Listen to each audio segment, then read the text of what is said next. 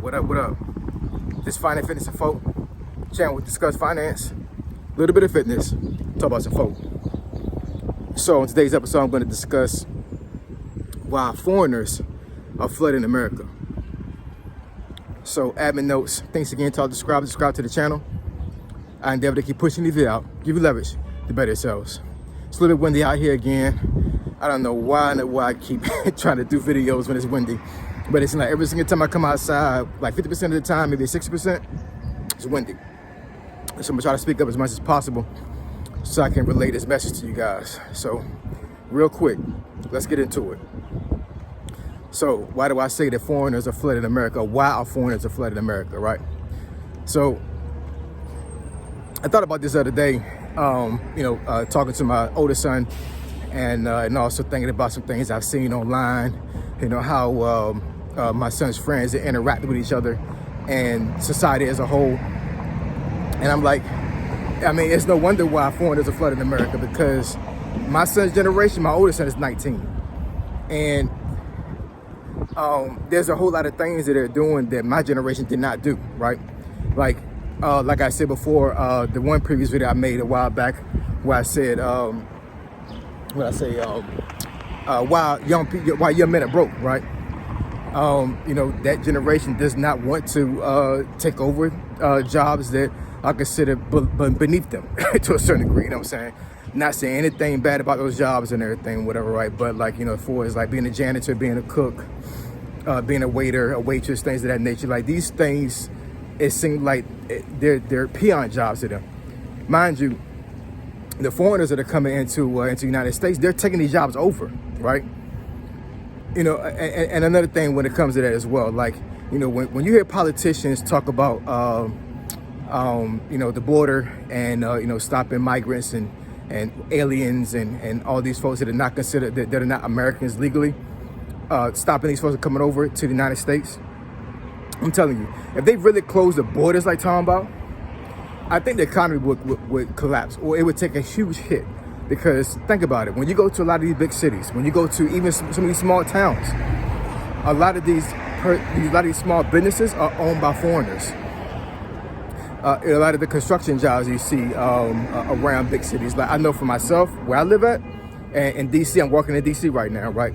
There's foreigners all over the place, you know what I'm saying? DC is a melting pot. The city that I live in, and kind of like a melting pot. It's kind of even to a certain degree when it comes to population. But when you see the construction workers that are around the area that I work at, and while I walk around and take these trips around the city to work out and things of that nature, these folks are not American, or at least they weren't born in America, right? They may got a citizenship, or they may have some type of visa, something where it allows them to work in the States. But for the most part, the jobs that my son's generation not taking, foreigners are taking these jobs over. You know what I'm saying? And while they're building wealth, these folks are sitting on the sideline staying broke. So also another thing when it comes to that, mortgages, right? So a lot of my son's generation are not buying houses, right? And let's make it clear, you know what I'm saying? A lot of banks, most banks, derive their wealth and they derive their financial security off of mortgages, right? Now, I do understand that the mortgage situation right now is pretty bad, because you have inflation, you have COVID that caused a lot of these things. When it comes like folks going into forbearance, they come out of forbearance and then they can't pay it, and then a lot of folks lost their homes, which means that these banks are able to refinance and pretty much sell these homes sometimes basically at a higher rate because of the housing market has skyrocketed, right? So for the most part, these banks are winning when it comes to that, but your average person cannot afford a mortgage right now, and the younger people that can hold these 30-year mortgages longer than folks my age, right? They're not buying these homes. So you have a lot of investors that are buying homes, trying to make America into a renters market, but that's problematic because at the end of the day, yes, I get it. A lot of foreigners are actually trying to make sure that they buy these homes up, but for the most part, you need your average middle class family to buy mortgages. You know what I'm saying? the investors that are buying these homes up are not saving the banks, y'all. They're just not doing that, right?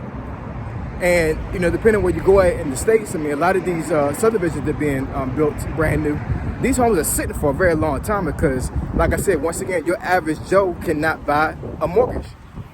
And my son's generation don't want to buy a house. They want to be renters because they figure that it's going to be cheaper for them. Yes, at this time and age, yes, it is. You know what I'm saying? And, we can go back and forth and debate about whether a house is an asset versus a liability.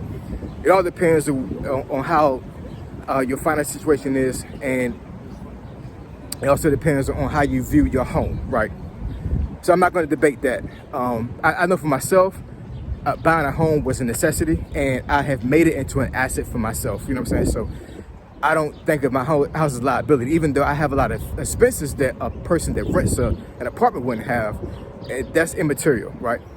But, getting back to the subject, foreigners are coming to the States because America is hiring.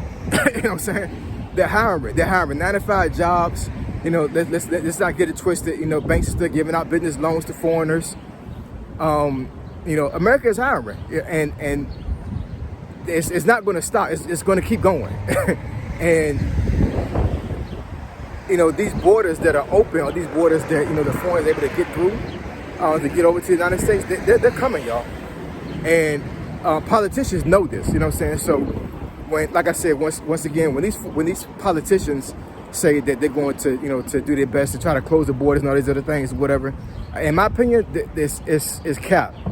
It really is, because they know that if they close these borders permanently, or they really have an effective way to close the borders and no foreigners coming in here, the jobs that you guys don't want are just going to sit there. You know what I'm saying? My son's generation is all about entrepreneurship, you know what I'm saying? Being social media influencers, you know what I'm saying? Owning their own business. They don't want to work for anybody else, right? They don't want to work for people. And, like I said before, a lot of times in other videos, you know what I'm saying? I'm all for entrepreneurship, but at the end of the day, since society, it derives and it works off of people working for other people. You know what I'm saying? Like, you cannot have 100% of the United States being entrepreneurs. It doesn't work like that, because who is going to be the workers? You know what I'm saying? Everybody can't be a boss. And if it's in you to be a boss, then by all means go ahead and pursue that. You know what I'm saying? But if you don't have workers to be under you, you're not really a boss, right? If you're an entrepreneur and you have really nobody under you, and you're working for yourself, even though you're not working with anybody, whatever, but you're not, you cannot call yourself a boss until you actually have workers under you, right? And foreigners don't have no issue with being a boss, because guess what? They work for people in order to boss up themselves, because they're eventually going to filter this money back into the economy. They're going to save it, they're going to invest it, and then they're going to create their own business based off what they earn by working for somebody. These folks are winning, y'all. You know what I'm saying? They're winning. And, it's not going to stop anytime soon. It's going to keep rolling. So, one of the things I'll leave you with, and then I'll let you go when it comes to this particular subject. A lot of times when I see young folks saying that, they don't want to work these type of jobs, they don't want to be in a situation to where they work for somebody. It's short-sightedness on their part, because in order for you to be a master, you have to be an apprentice. You have to be somebody that learns with somebody. So unless you're going to immerse yourself in YouTube and books, which young people a lot of times they don't read, right? Unless you're going to do that and then try to self-teach yourself, you're not going to get to the level that you want to be at. You know what I'm saying? And